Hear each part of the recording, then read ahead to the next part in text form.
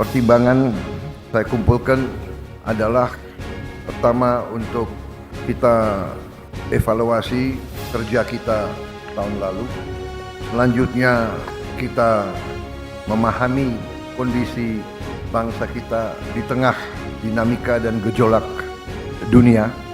Dan selanjutnya kita melihat ke depan tahun ini langkah-langkah apa yang harus kita laksanakan, sasaran-sasaran apa yang harus kita capai.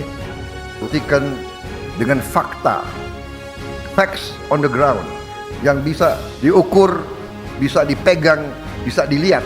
Dengan demikian saya menyampaikan penghargaan kepada saudara-saudara sekalian. Tidak mungkin saya sebagai presiden bisa melaporkan hal ini kepada bangsa tanpa kerja keras saudara-saudara semuanya. Yang paling aman, paling gampang, tidak berbuat apa-apa atau menunggu petunjuk.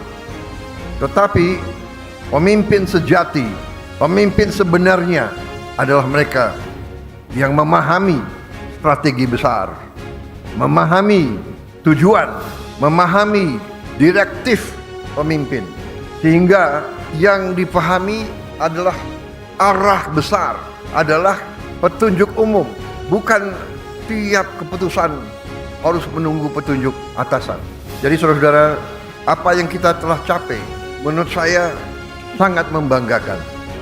Bangsa Indonesia harus mandiri.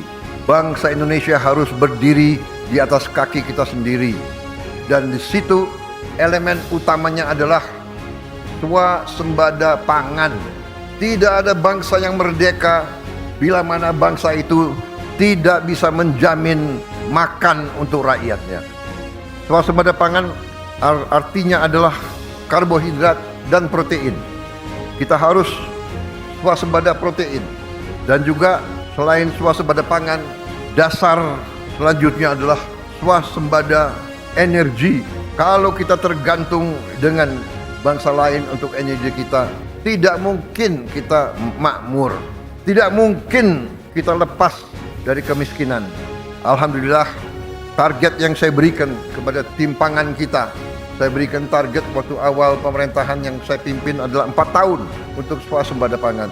Alhamdulillah, Desember 31 tahun 2025 waktu 24.00 bisa kita dengan resmi mengatakan di tahun 2025 Republik Indonesia swasembada beras. Saya juga cukup merasa besar hati, bangga bahwa hari ini cadangan beras kita di gudang-gudang pemerintah Indonesia adalah yang tertinggi selama sejarah berdirinya Republik Indonesia.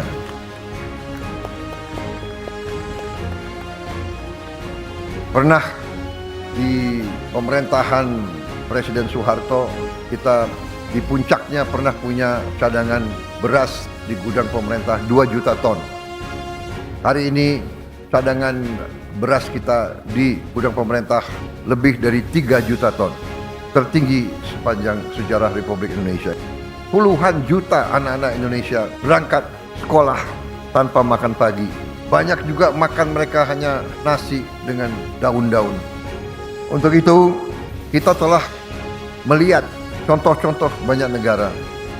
Dan kita canangkan makan bergizi ini kita mulai pada tanggal 6 Januari 2025.